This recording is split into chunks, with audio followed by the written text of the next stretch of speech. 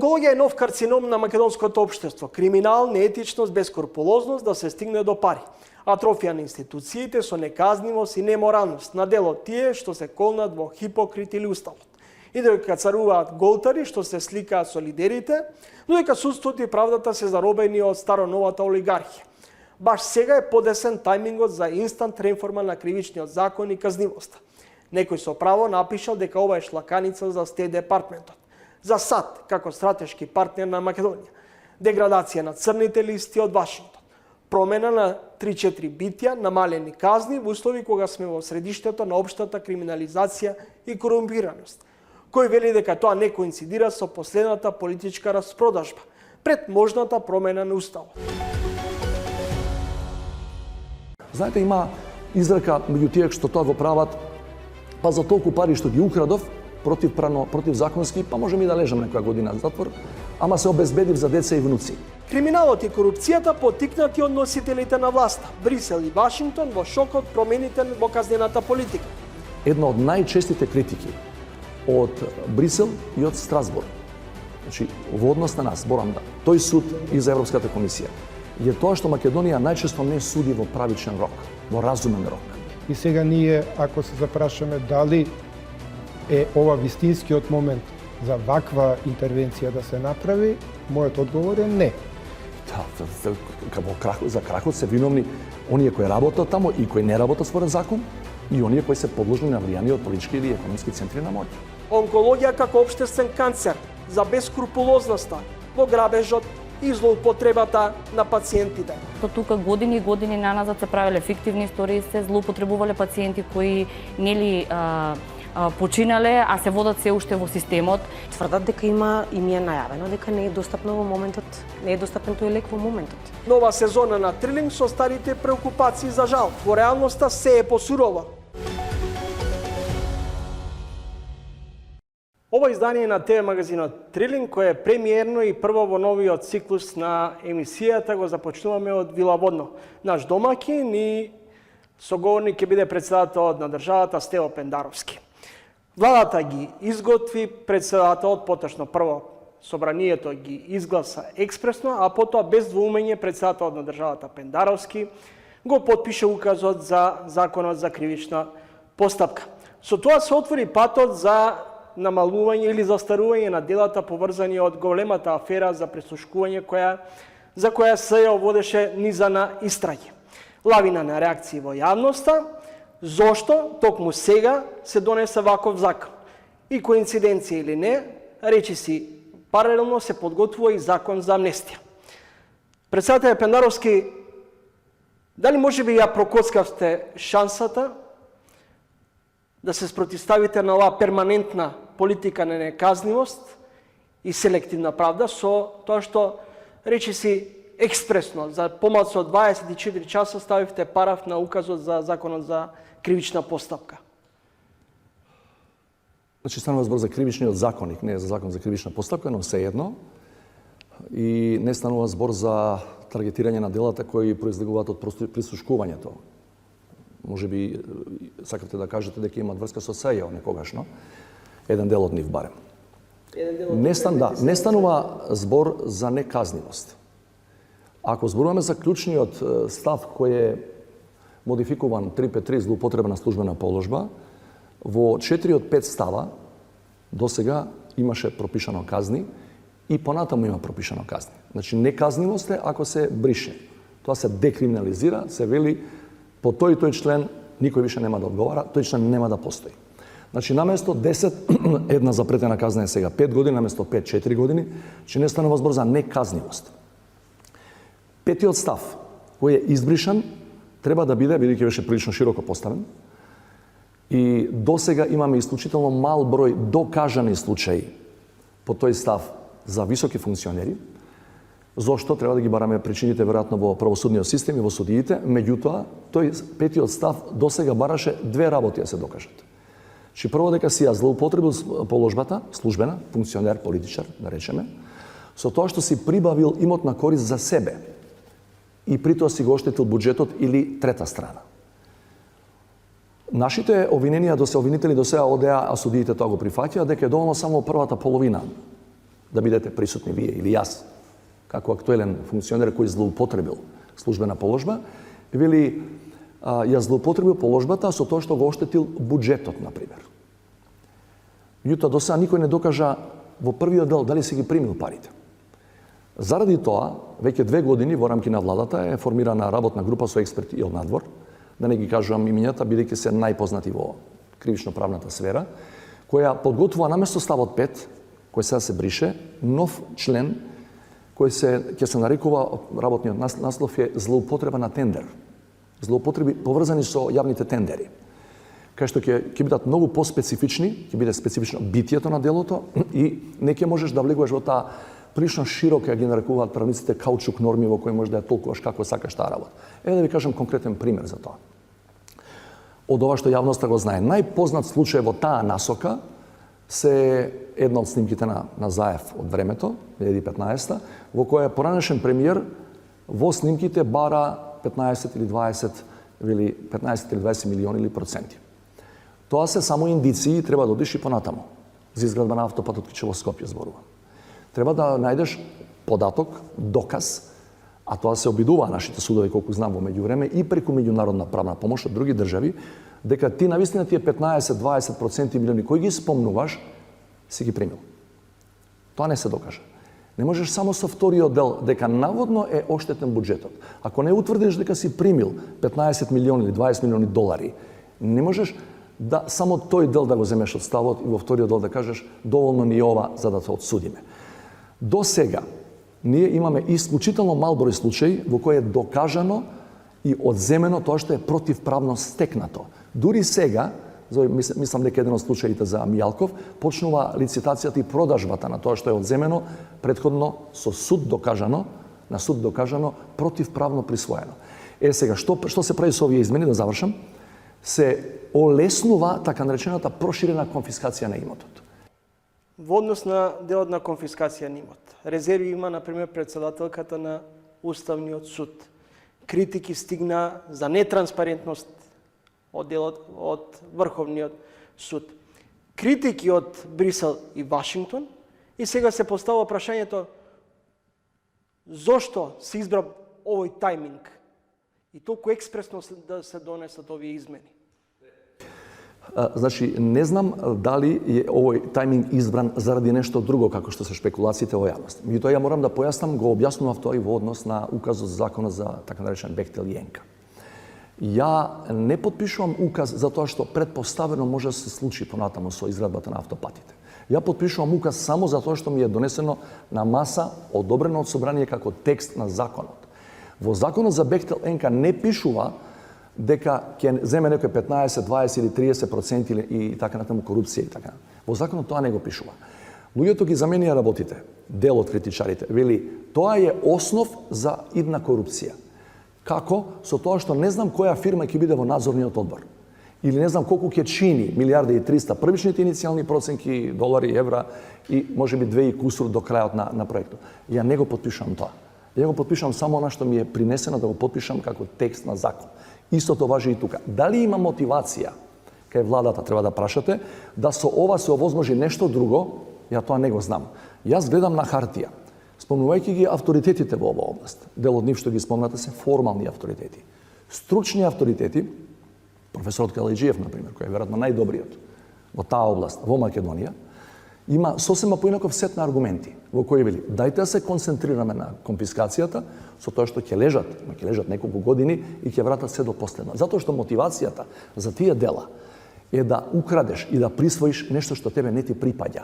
Не да лежи во затвор, а знаете има изрека меѓу тие што тоа го прават, па за толку пари што ги украдов противзаконски, па можем и да лежам некоја година за затвор, ама се обезбедив за деца и внуци. Не, се ако ти се земе плюс лежењето казна затвор, али ако е приоритетот, ако е фокусот на одземањето на тоа што си го украл, мислам дека ќе биде поинаква перцепцијата на граѓаните во тој дел. Меѓутоа, вас не ве загрижуваат веројатно реакциите од Брисел и Вашингтон, кои всушност и коинцидираат пред само неколку месеци, да ве подсетам дека Стејт департментот стави неколкуми на личности, бизнисмени, политичари на црната листа. Дали со тоа ги релативизирате работите? Критиките и од Стејт департмент и од Европската унија се, Европската комисија се за употребата на европското знаменце. Тоа е. Во однос на Стейт департмент, тие констатираат пар ствари во нивното соопштение. Прво, Стейт департмент вели имате високо ниво на корупција. Ние го знаеме тоа, за жал тоа е така.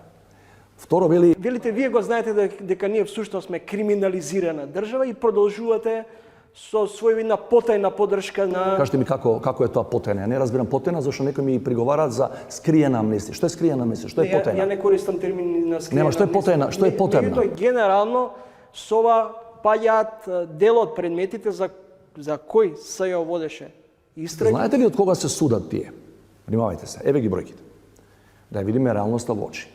СЈО е направено септември 2015 година. До денес 8 години. Последните 3 години сите предмети на тогашното СЈО се префрлија во обичните, редовните обвинителства. 8 години ние имаме прилично беден рекорд запис на крајот за сите тие предмети, колку мина од нив се одсудени. Клучните работи што ги спомнуваме ови провизии наводни кои се барани не се докажани. 8 години се малце. Па колку да ги оставиме уште 28 години да судат. Видите, една од најчестите критики од Брисел и од Страсбург, значи во однос на нас, борам да, тој суд и за Европската комисија, е тоа што Македонија најчесто не суди во правичен рок, во разумен рок. Не може постапките да тераат години и години и години и сега некои од оние кои дозволуваат, исто судските кругови кои дозволуваат да тера процесот, да си молчат и да демек не знаат дека некој поротник сега за месец дена оди во пензија и кога заминува наново го враќаме случајот, че ниту еден од овие бројни случаи на СЈО, зборам за најкрупните, до денес не се завршени. Велат сега ќе застарат бидејќи се намалуваат и роковите за застареност, бидејќи се врзани со најголемата запретена казна. Па другари, што правевте до сега 8 години? Зашто не го направивте на пример како што го направи тоа, не велам праведно, неправедно, Кацарска во случај со 27 април. За прилично куз временски период пресуди, дења ноќе беа судењата. Пресуди еден многу комплексен случај со многу обвинети. Овие другите ги гледате, се влечкаат, у нечија фиока се заглавени и сега, ама зашто го правиш ова, зашто може утре, заутре, до година да застари? Па до сега зашто не си го отсудил? И кој е виновен за ваквата состојба? За крахот во правосудниот систем. Да, за крахот се виновни оние кои работат тамо и кои не работат според закон и оние кои се подложни на влијание од политички или економски центри на моќ. Просто.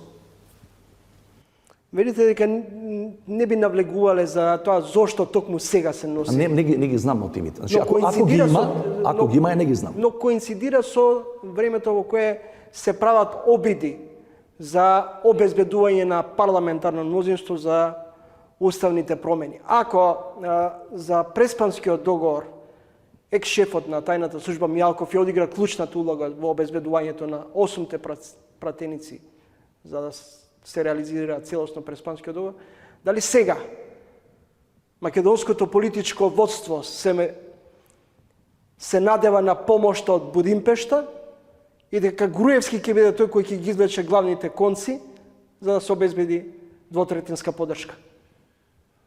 Прво, сосема Кусо Мијалков не беше главниот за обезбедување на 8 пратеници за Преспа, тој ќе го оставиме на историчарите да го коментираат. Кажете ми како Груевски ќе помогне од Будимпешта за 2/3? Врзано за законските промени, што ги говориме. Не знам дали утре ќе се случи нешто друго. Трето, не знам какви махинации се возможни на тој план. Ја не сум во тек, не ги знам тие работи, ако ги има. Јута, врзано со овој закон, Груевски не може со овие измени на КЗ, не може да се врати во Скопје. Се разбираме? Не може. Или мислите дека може би е маѓоничар, па од Будимпешта ќе направи колку треба 10 пратеника? На кој начин мислите дека Груевски ќе помогне? Но фактите говорат дека се отвара патот за побрзо застарување на делата. Застарувањето на делата, еден од главните принципи во нашиот кривичен законник е двојно повеќе време од највисоката запретена казна. Реков, наместо 5 ќе бидат 10 години и највисок време за застарување во конкретниот случај би биле 10 години, ако е 4, време на застарување е 8 години.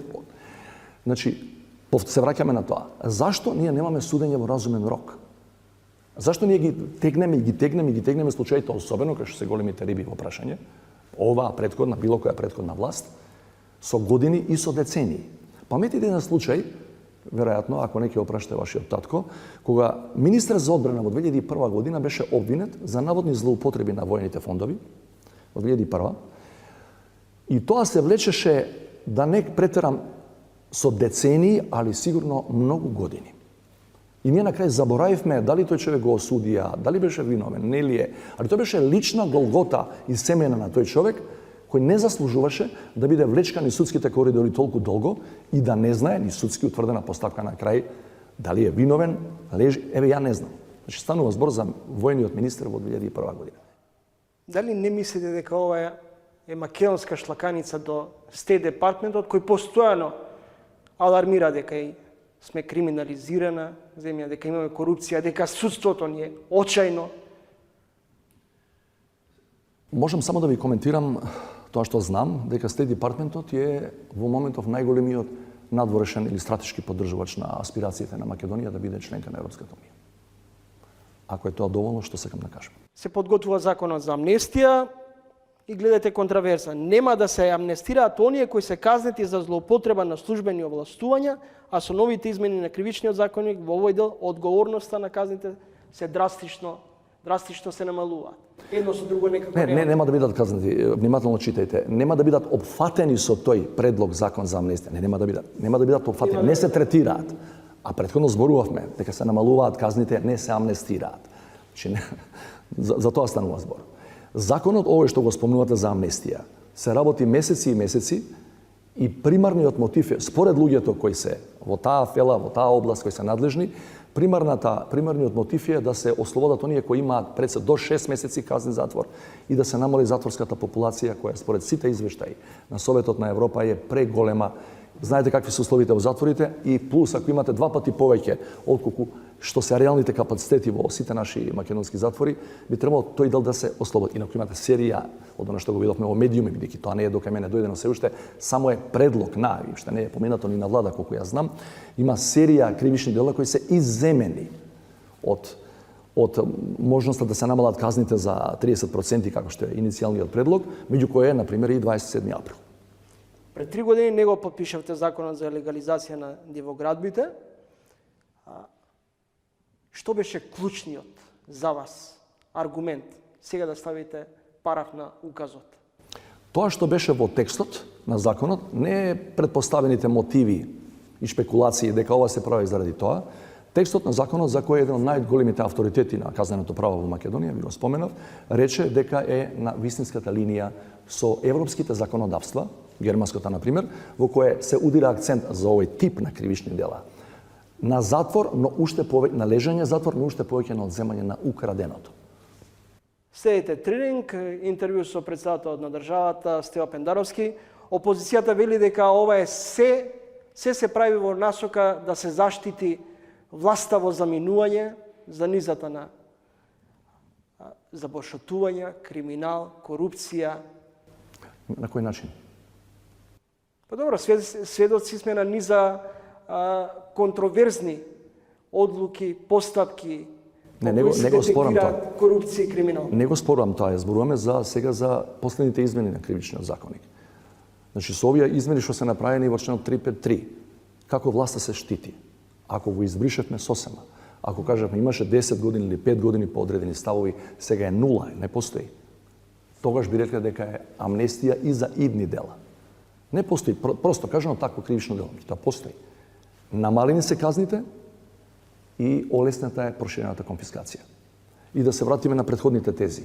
Ја ви тврдам, знаеме сите кои живееме тука, дека кога правите злоупотреба на службена положба, ја правите најмногу заради лично богатење на грбот на граѓаните.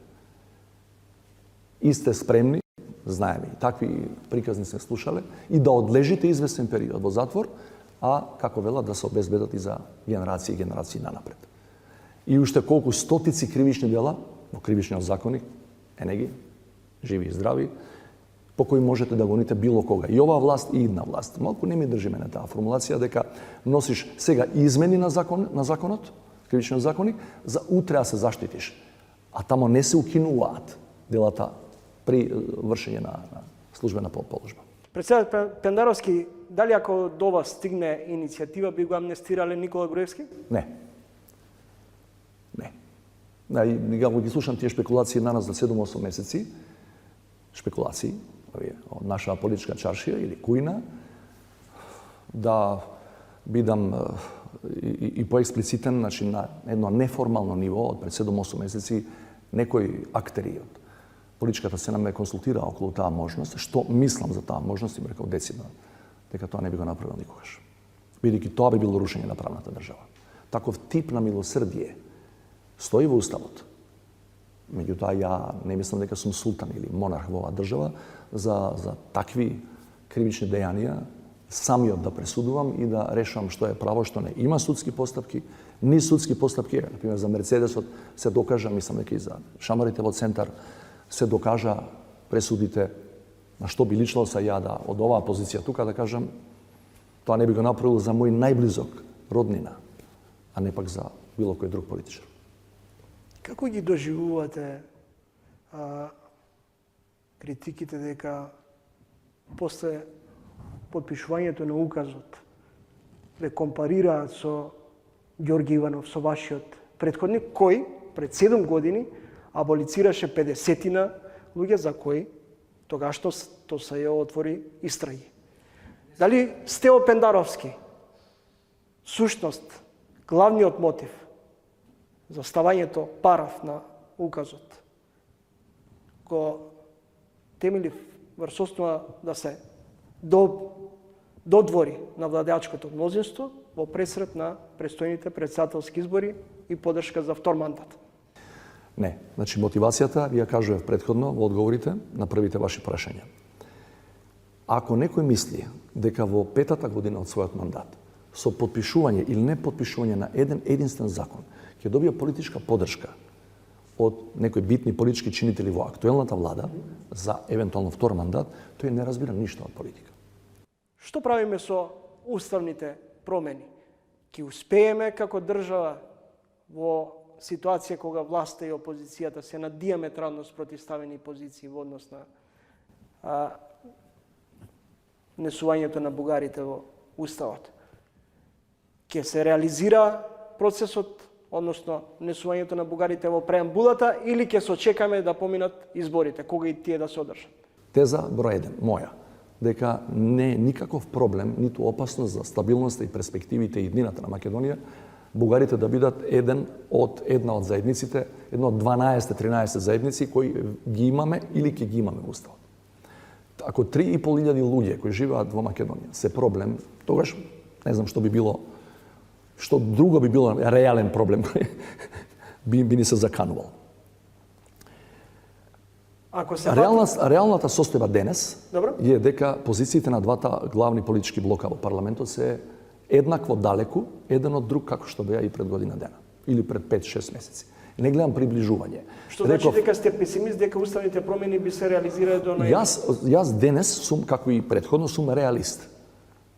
Че не можам да кажам дека нема да биде. Не знам што се може да се случува. Не ги знам евентуалните комуникации, ако постојат, кои можеби луѓе од владата или меѓународни посредници ги имаат со двете страни. Не сум запознаен, ако ги има. Можеби тука нешто ќе се промени, меѓутоа гледам дека позицијата на опозицијата е прилично тврда. А искуството ме учи дека кога се приближуваме кон изборите се, не знам, 7, 8, 10 месеци од денес, многу тешко вие го менувате тој став кој ви носи партиски поени. Што овој став на главната опозициона партија е од чисто заради партиски резон да добијат гласови кај, особено кај етничките македонци. Ако се фатиме за историјата, никој од регионот нема да влезе во Европската унија, рековте за време на средбата на самитот со вашите колеги од регионот, но дали всушност ние самите како држава влетавме во стапицата на Бугарија, отворајќи ги историските недоречености? И како ќе излеземе сега од таа? Не, бидејќи сум бил еден од актерите кои од близко ја гледале ситуацијата, пред 3 години кога дојде првата бугарска блокада, и тоа што и предходеше на таа блокада, во Брисел, не во Скопје или Софија, значи, првите пројави од страна на Република Бугарија дека имаат намера да не блокираат, не се појавија по подпишувањето на билатералниот договор Борисов-Заев во тоа време, 2017. Се појавија првпат пред околу 3 години, кога во Брисел нивниот амбасадор, по инструкции се разбира, на своето министерство за надворешни и владата, и председателот, тогашен, започна во писмена форма да испоставува барања кои беа шок за секој од нас. Ако некој ми тврди дека тие барања имаа основа во билатералниот договор Тогаш или не го читал билатералниот договор, или зборува само од политички мотиви, колку да се допадне на еден дел од електоратот и да го отцрни својот политички опонент. Таму стоја неколку барања кои ви велам не само нас, него сите други, бидејќи ние не сме биле дел од тие состаноци на ниво на амбасадори на почетокот, сите други земји членки ги остави комплетно изненадени. И ги знаете, тие сме ги повторувале. Македонскиот дијалект на бугарскиот, администрација, не окупација, или македонците од 44-та бугари, и така натаму, така натаму. Да испоставиш во пишан документ, како формален документ на бугарската држава, такво нешто во срцето на Европската Унија, тогаш 2019 или како веќе дојде 2020, еден анахронизам од 19 век, е запрепастување за сите што ги следат процесите на европските интеграции во Брисел.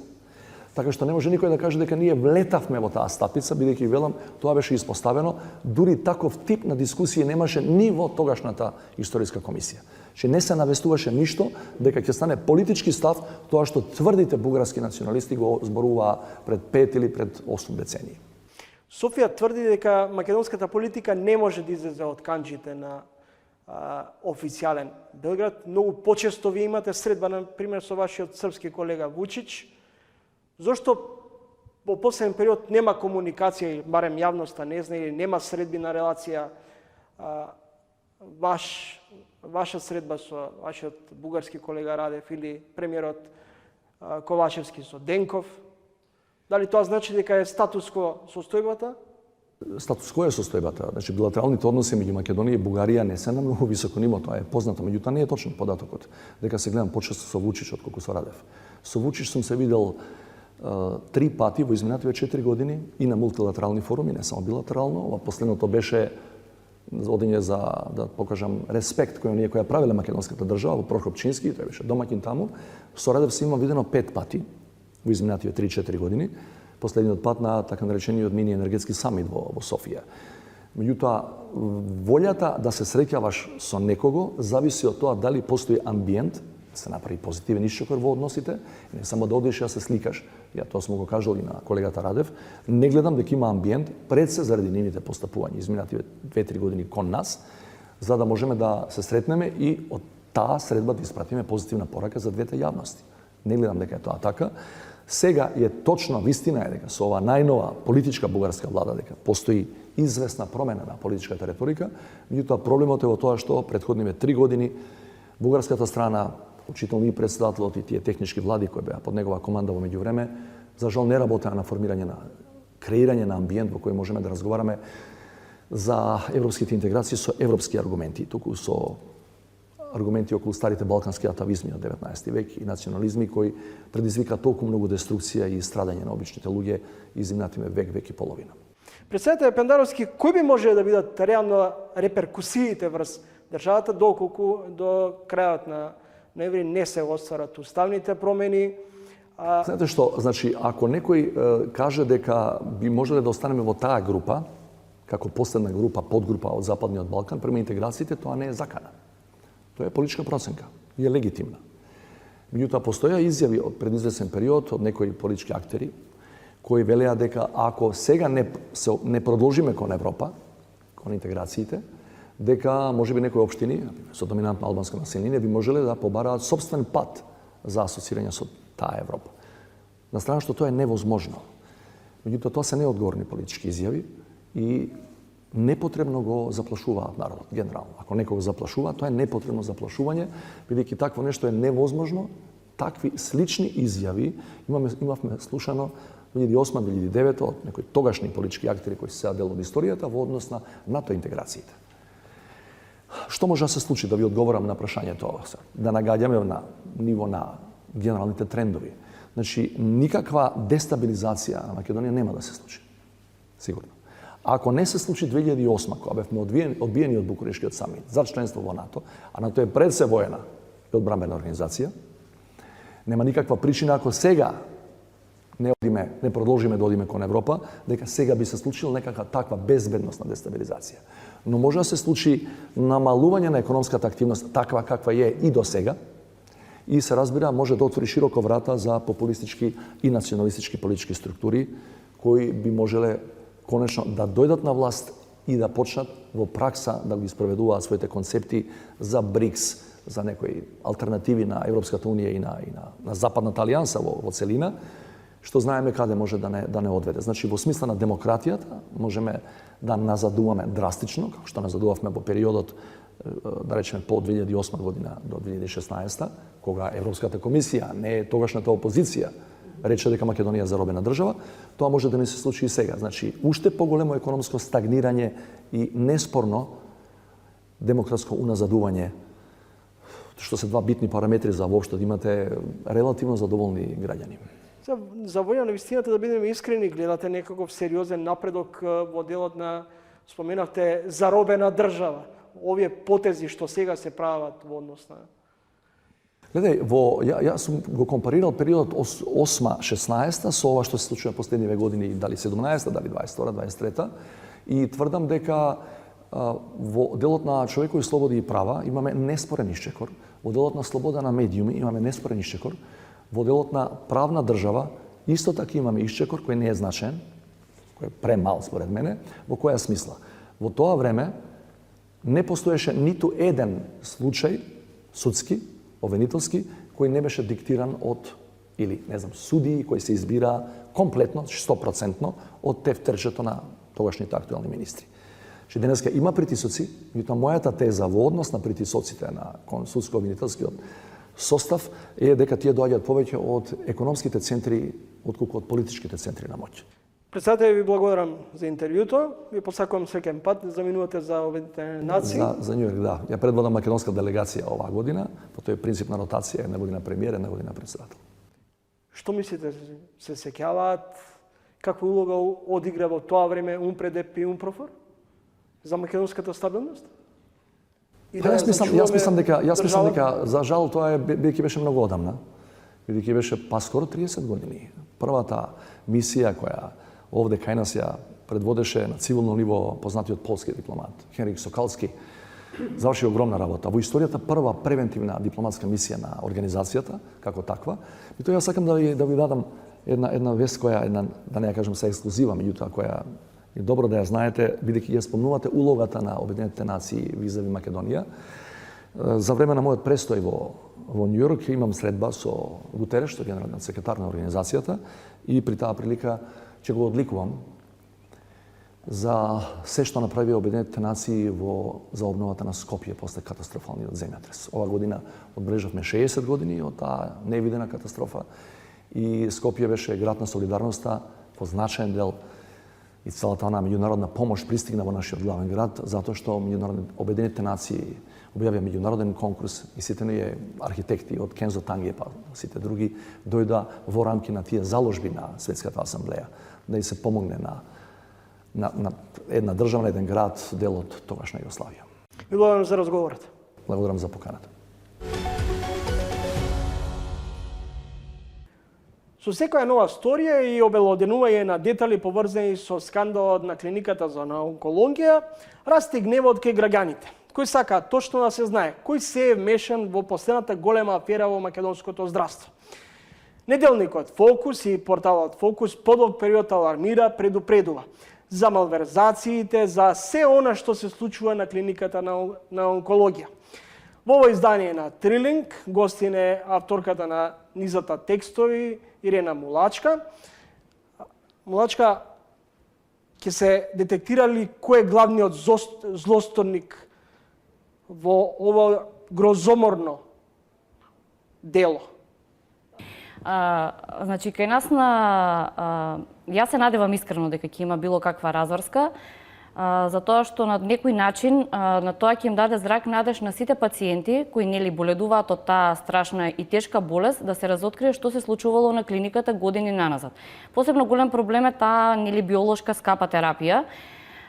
Ние како новинари наше да алармираме со сите податоци, информации и материјали со кои располагаме, нели да го отвориме, го отворив јас лично овој случај, сметајќи дека на тој начин ќе придонесам некој од надлежните институции да реагира, иако не верував дека тоа ќе се случи.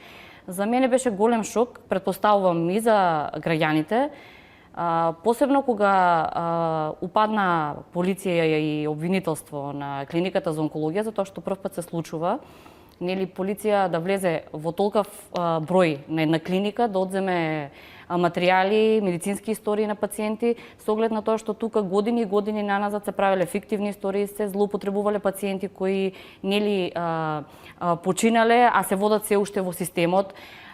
Се пациенти кои не биле уопште онколошки пациенти, исто така се водат како онколошки пациенти, така да мислам дека јавно обвинителство има доста работа, дека има многу истории кои треба да се прочешлаат и да се истражат, дека не се решава тоа случај за 24 сати, за 10 дена, мислам дека ќе потрае, но сепак се надевам дека на крај вистинските виновници ќе им се знаат имињата и презимењата. Во овој здравствен скандал мешани се поранишни директори, лекари, медицински сестри, шофери. Меѓу другото, и ти си била, колку што знам, повикана во обвинителството да дадеш исказ. Докторот Драган Даниловски, деновиве изјави, односно напиша, ако во 2019 година е набавена биолошка терапија за болните од малигни заболувања, смртноста во 2020 и 2021 година би требало значително да паѓа. Зошто смртноста од рак расте? Оваа негова дилема остава сомнеш дека сепак ова што вие подолг период како медиум го пишувате, коинцидира и со неговите сомнеши. Па добро, сосема различни работите се тука. Значи, во овој скандал со онкологија се вмешани од здравствени работници до секретарки, благајници, чувари. Така да јас пак ќе кажам, се надевам со оглед на тоа колку јас нели имам информации дека ова нема да се заташка, дека нема да заврши во некоја фиока, дека обвинителство и МВР им должат на пациентите, најтешко болните пациенти, им должат разоткривање на овој скандал и разоткривање на вистинските виновници, со оглед на тоа што ние не можеме да речеме дека нели сите лекари на клиниката тама работа, значи многу чесни лекари има на таа клиника, исто така многу чесен медицински персонал има на клиниката, но за тоа и да биде тргната дамката од самата клиника, мислам дека конечно и редно време да се разреши кој го правил тоа, зошто го правил, што се случувало, колку пари се во прашање и лицето на главните виновници да излезе во јавност. Следите Трилинг, од ова издание на ТВ Магазинот воведуваме рубрика Гостин водител, токму во првото премиерно издание на Трилинг, новиот циклус на ТВ Магазинот. Ирена Мулачка ќе биде водител на незината гостинка. Може и да ја представиме гостинката со која ќе разговараш? Да, значи станува збор за онколошки пациент Александра Величковска, која веќе неколку години се бори со подмолната болест рак на дојка. Канцер на дојка, C50 ми е. Александра, може да ни кажеш со какви предизвици се соочи кога ја дозна првично дијагнозата? Пака. Мојата борба започна од минатата година, негде ова време, 7-9 беше, убаво се сеќавам на датумот, нели, кога ми беше дијагностициран канцер на дојка. Во моментот кога ви се соопштува дијагнозата, се соочувате со страв од непознато, некој чуден бес во себе, затоа што сте премногу млад, да се соочите со нешто кој што значи комплетно испишување на нова страница во животот. Не знаете што ве чека, нели, како што кажав, но така требало да биде. Се соочувате првиот ден, веќе вториот ден патешествието започнува. Како вие, еве, оваа година време, што се поминавте низ ходниците на клиниката за онкологија со оглед на тоа што откако ќе се дознае нели дијагнозата, самиот пациент после тој пат го поминува на онколошката клиника, каде почнува целото патешествие? Првично, нели, мора право да се отстрани, ако може да се отстрани, нели оперативниот дел се завршува. 2 недели по оперативниот дел морате да се пријавите на онколошката клиника, каде што избирате кај кој онколог ќе пристапите да ве води и сето тоа се започнува. Започнуваме, кај мене во случајов беше и кај сите е претежно така, нели, првично се прави 8 сесии на хемотерапија, потоа се посебно за ова го напоменувам за C50 за канцер на дојка, бидејќи нели за себе треба да зборувам. 8 сесии на се извинувам, на хемотерапија и 15 последователни сесии зрачна терапија. Тука не завршува лечењето. Значи потоа се продолжува со таблетарна терапија или како јас во комбинација со золадекс инекциите кои што се хормонална терапија, нели во согласност со потребите кои што ги има, односно во согласност со она што го бара онкологот од вас како да следи лечењето. Значи вака вие имавте можност година време да ги поминете и јас што викам преорате ходниците на онкологија. Тоа е една клиника на која се лекуваат најтешко болните пациенти и доволно е само психичката состојба еден пациент да знае од која болест боледува. Со оглед на тоа што веќе имате да речеме такво и лошо искуство, со каков третман се соочивте на клиниката? Вака сега јас би напоминала од старт, јас бидејќи не ја примам таа биолошка терапија за која што овие 3 недели се зборува, не ја примав. Ја примав онаа класичната терапија. Кај мене не се случи да имам отстапување од периодот на примање на терапијата. Значи хемотерапијата се прима на 21 ден, по завршување последователно 15 дена со зрачна терапија се продолжува и повторно еднаш месечно инекции и се останато. Јас до сега не најдов на проблем да се јави недостаток или да јас одскокнам терапија поради тоа што истата е недостапна во моментот. Меѓутоа тоа не значи дека истото го поминуваат сите пациенти. Вие на пример многу пати сигурно сте се сретнале со секако. Исто други пациенти, разменувате информации. Секако. Каков е нивниот од тоа се што комуницирате меѓусебно? Какви се нивните искуства? Има многу негативни искуства. Да се враќаат пациенти по 3 до 4 недели, значи каде што станува збор за животозагрозувачка состојба и нема простор за толку која е отстапки. причината на пример што ги враќаат пациентите? Тврдат дека им е најавено дека не е достапно во моментот, не е достапен тој лек во моментот. Дојдете следната недела, дојдете следната среда, вторник, сеедно. Добро, на пример од што би зависело тоа Иако дали тие се искрено пациентите не доаѓаат на своја рака. Посебно да речеме за одредени терапии како што се херцептин или фезго или не знам што ги примат во зависност од дали има некои метастази или нема метастази, тие се повикани да дојдат дека терапијата е достапна. И тие денеска се повикани за утре дента да пристапат и да ја примат терапијата. Пристигнуваат на самата, значи за ова има докази од пациентките кои што имаат сепак употи на кои што стои дека се презакажени за следен пат. Тие пристигнуваат, не е достапна терапијата. Сепак таа терапија херцептинот, колку јас што имам информации, се прима на 21 ден, тоа е инјекција. Да, и која што е задолжителна. Потребна е. Што се случува, на пример, на еден пациент ако не ја прими редовно терапијата? Имаме повеќе пациенти кои што се резултатот на крај се резултира со метастази. Имаме пациентка од СПС завршува со метастази на белодробно крило заради тоа што не е запазен протоколот на лечење. Значи се остава простор, вакуум простор на тие клетки останати, да речеме клетки останати во телото да делуваат, да направат проблем на друго место. Никој не го посакува тоа. Да, болеста е таква, нормално дека никош не се не знае незиниот крајен исход. Тоа сите сме свесни, но нормално дека клиниката за онкологија е последната искрена надеж за било кој пациент. Последната капка, бидејќи немаме избор, искрено. И знаеме, и од секогаш го зборуваме истото, сите ние што комуницираме меѓу себе пациенти кои што сме онколошки, дека самото стапнување на клиниката за онкологија значи дека сме гости таму, тоа ни е втор дом од 5 до 10 години минимум, бидејќи лечењето трае. Тоа не е било која друга клиника каде што доаѓате за месец, 2, 3, 5 и лечењето завршува. Овде сте постојано. Дали сте за преглед, односно се извинувам, контрола, дали сте за терапија, дали сте за било што, морате да се консултирате прво со онкологот. И тоа трае долгорочно. Добро, ако вие треба, знаете кога ви е контрола, да идете на лекар. Дали лекарите кои ја следат болеста, реагираат кога пациентот нема да се појави на клиниката? Не. Такви им се протоколите или Се сомневам дека е протокол, бидејќи не стигнуваш ти до докторот. Едноставно, самиот лекар, ако не се појави пациентот кај него на преглед или на контрола, не знае нити ја следи понатаму болест. Може би најкомпетентен за тоа би бил некој од онколозиве да го консултирате, бидејќи ние немаме пристап до тие информации. Меѓутоа, до сега не се покажало за сходно кога некој не се појавил да биде контактиран од страна на онкологот и да биде или од негов задолжен сестра медицинска или шалтерски работник, да истиот тој подсети или се информира што се случило со вас, зашто не сте се појавиле на одреден термин.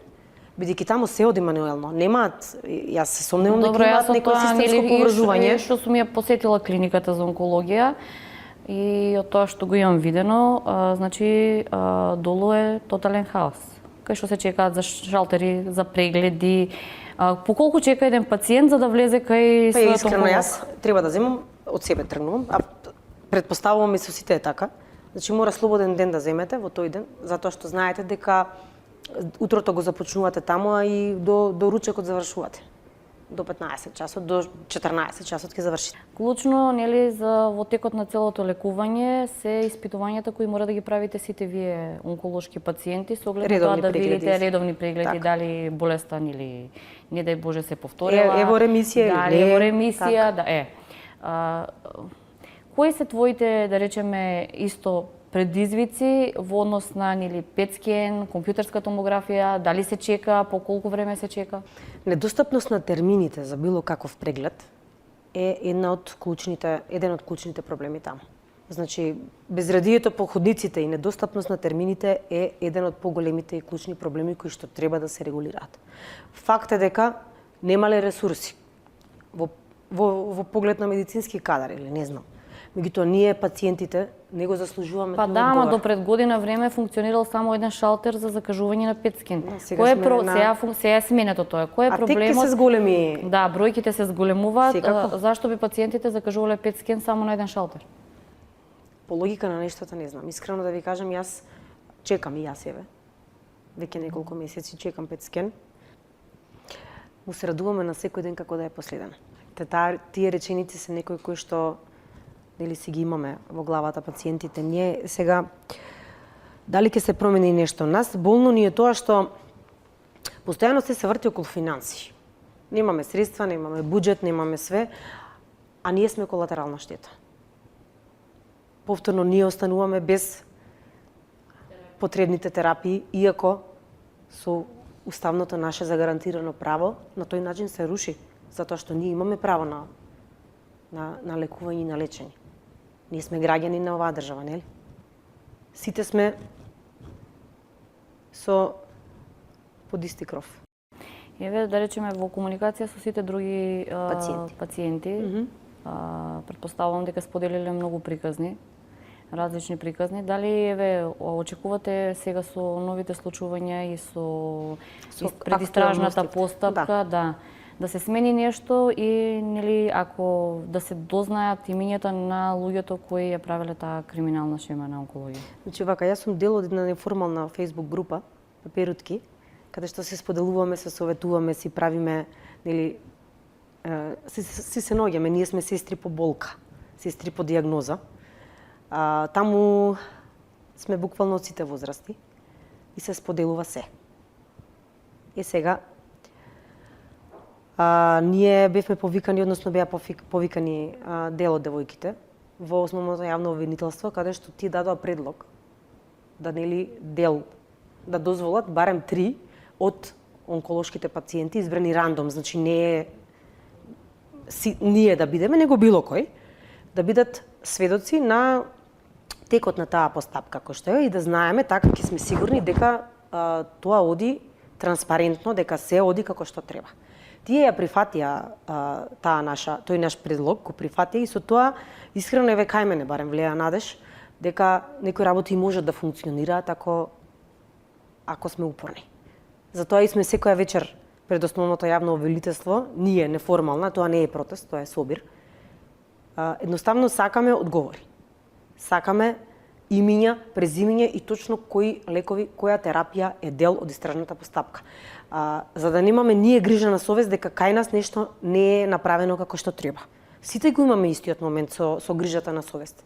Со стравот, ајде не е грижа на совест, тоа е страв.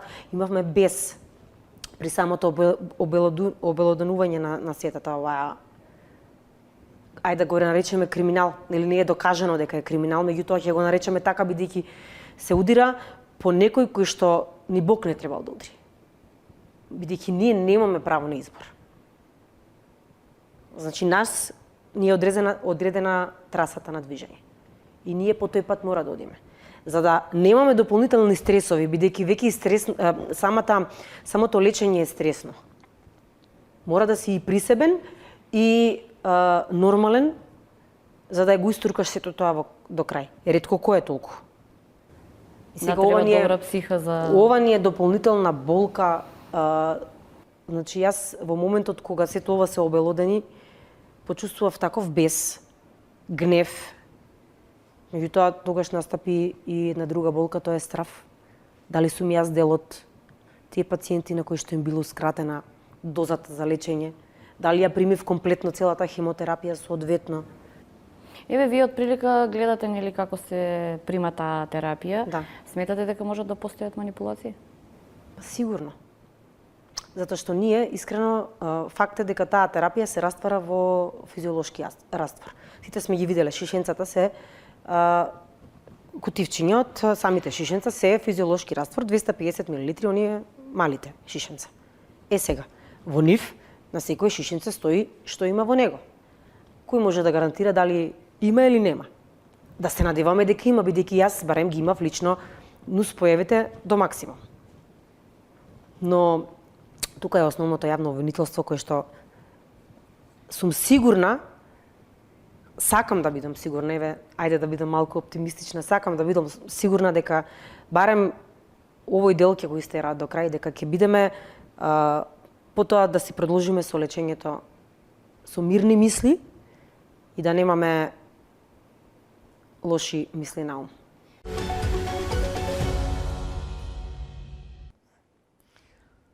Следен соговорник во ово издание на Трилинг е Драган Малиновски, адвокат, поранешен антикорупционер. Тема во наредните минути ќе биде да се разбира криминалот пред и по експресните измени на кривичниот законник. Петок, поточно денес, е денот за пресврт на судските постапки за злоупотреба на службените овластувања и злосторничкото здружување. Некои казни радикално се намалуваат. Господин Малиновски, што е добро во последно законско решение, а каде ги гледате аномалиите? Што е добро? Она што, пошто лично не жалам, тоа е елиминирањето на ставот 5 од штенот 353. Зошто? Затоа што тој став 5, кој беше за прв пат предвиден во кривичниот закон, во кривичното дело злоупотреба службена положба во 2004 година, промовира една нееднаквост помеѓу сопственостите. Зошто? Затоа што ставот 5 драстично или многу по-строго ги казнува сторителите каде што се е загрозено добро државната сопственост. Тоа се постапките за јавни набавки или на штета на буџетот. И сега јас се прашувам зошто приватната сопственост која е загрозена во претходните 3-4 члена е помалку заштитена од она на сопственоста на државата. Во 2007 имав лично и иницијатива до Уставниот суд, меѓутоа тоа заврши како што заврши. За да во 2009 уште се подигне казнената политика или се заостри, така да од најмалку 4 во 2005 се предвидува најмалку 5 години затвор. Да. Така да, искрено, доколку се тргнеше само од ставот 5, по мене ќе се направеше некоја нормалност во функционирањето. За мене е изненадување и мислам дека непотребно намалувањето на казните во претходните ставови, особено во ставот 3. Дали со овие измени ова е втор удар после згаснувањето на СЈО и всушност е директен атак врз правниот систем, имајќи во предвид дека голем број на функционери поранешни против кого се водат дела, па и можна и идни, кои ги злоупотребиле службената положба, ќе се офајдат од ваквото, условно кажано, решение, законско решение. Ќе се спасат на некој начин.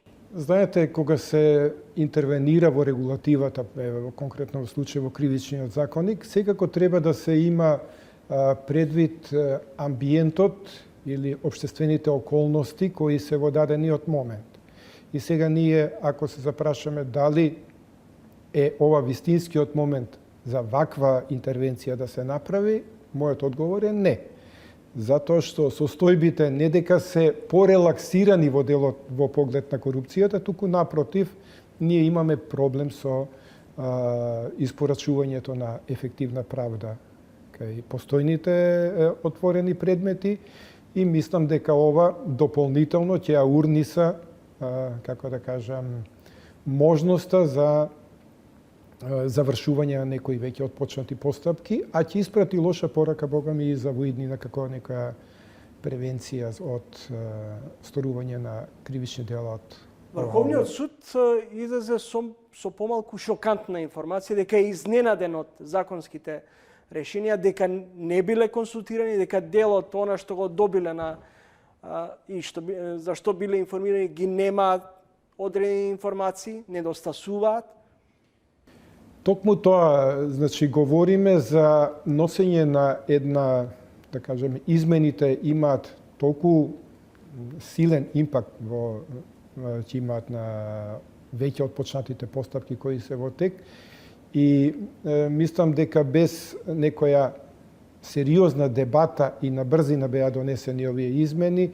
Особено и јас искрено бев изненаден од соопштението на Врховниот суд во кој се вели дека до него бил доставен текст со измени кои се однесуваат на други одредби и дополнување на кривичниот законник, но не и ова, што е така, малку неверојатно, меѓутоа тоа е тоа. Нешто слушнав и од Државната комисија за спречување корупција дека и кај нив бил доставен текст без овие проблематични одредби од 353, меѓутоа тоа е тоа.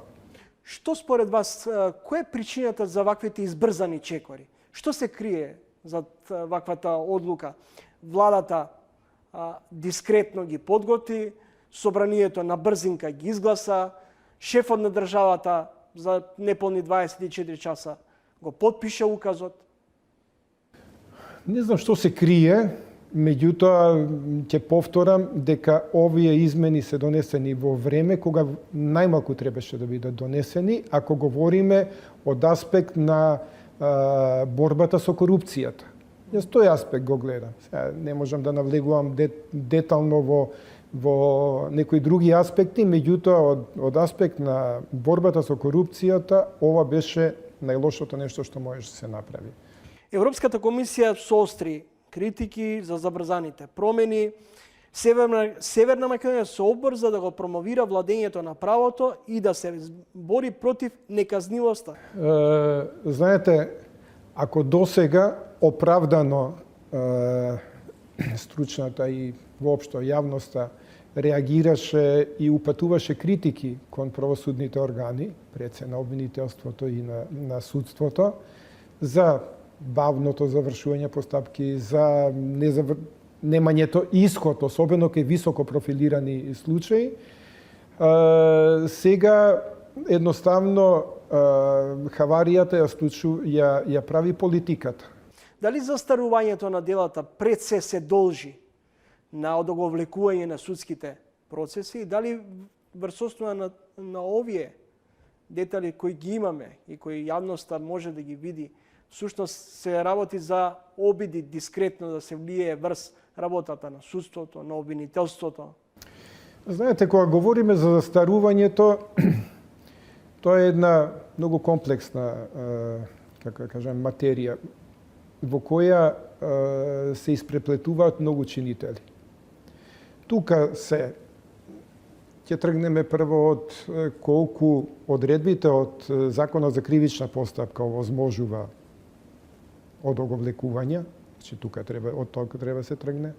Понатаму, капацитетот на јавното обвинителство, капацитетот на судството, преоптовареноста, недостигот на кадри, финансиски средства. Значи има многу фактори кои влијаат. Сега како објективни фактори. Настрана сега субјективизмот, кога некогаш и се сака да се некој предмет, што се вели пушти низ вода да застари, тоа е веќе нешто друго. Меѓутоа, навистина постојат одредени фактори кои треба убаво да се седне, да се разгледа и да се види кои се тесните грла кои ги кочат или ги успоруваат постапките и резултираат со застареност. И сега вие имате, да кажеме, кај најтешката форма на злоупотреба на службена положба, кај што имаме предизвикана штета од значителни размери. Таму запретената казна е од 1 до 5 години. Тоа, апсолутната застареност е 10 години. Значи, рачунајте дека вие во 10 години говориме од моментот на сторувањето на делото. Вие за 10 години треба да го откриете делото, треба да спроведете претходна постапка, истрага, судска да го тоа поминете, да дојдете до правосилна пресуда. Така да, мислам дека драматично ќе ни се стесни просторот или ќе се лимитираат можностите за ефикасно справување со... Сега говорам за кривични дела од службената положба кои се директно поврзани со корупцијата. Нели со примената на овие одредби, всушност се става под знак прашање и правната сигурност на државата. Знаете, кривичниот законник е зрел за препрочитување. Во него има такви некои небулозни состојби кои се детектираат, се идентификуваат во текот на судските постапки, меѓутоа нема адекватен одговор од телата кои се задолжени да го тоа следат, да подготват со измени и да соодветно да се реагира. Сега вие говорите, давате примери некои, ја ќе ви дадам примери уште подрастични или кои подраматично ја илустрираат бруталноста на оваа измена сега на 353 кој е. Значи, за кривичното дело, како што реков, запретената, најтешката форма на злоупотреба на службена положба, предвидена од 1 до 5 години. За кривично дело, да кажеме, криумчарење мигранти, каде што, чисто да илустрирам, некој, за да извади 100 евра, 50 евра, 100 евра, ќе качи во Миравци некој и ќе го однесе до Табановце, иако во фамилијата има малолетно дето, запретената казна е најмалку 8 години. И сега, општествената опасност на ова првото што го говориме, каде што се симна на многу ниски гранки, со ова што го говориме како случај, бидејќи нашите затвори се преплавени од вакви ситуации кај за овие криумчарење мигранти. Не велам дека нема кривична одговорност, меѓутоа таков диспаритет на казнената политика е навистина фрапантен. Господин Малиновски, благодарам за гостувањето. Ви благодарам и вас на поканата. Го гледавте премиерното издание на Трилинг, прво во новата сезона на ТВ магазинот. Во новото прво издание на емисијата гости и соговорници беа председателот Стево Пендаровски, адвокатот и поранешен антикорупционер Драган Малиновски. Од ова издание на Трилинг воведуваме гостин водител. Колешката од неделникот Фокус, Ирена Мулачка, која разоткри аферата околу состојбите на клиниката за онкологија. Имаше можност да разговара со пациентка од клиниката за онкологија, која речиси пред 1 година и било детектирано дека има рак. Довидување до идниот петок во исто време. Следете не.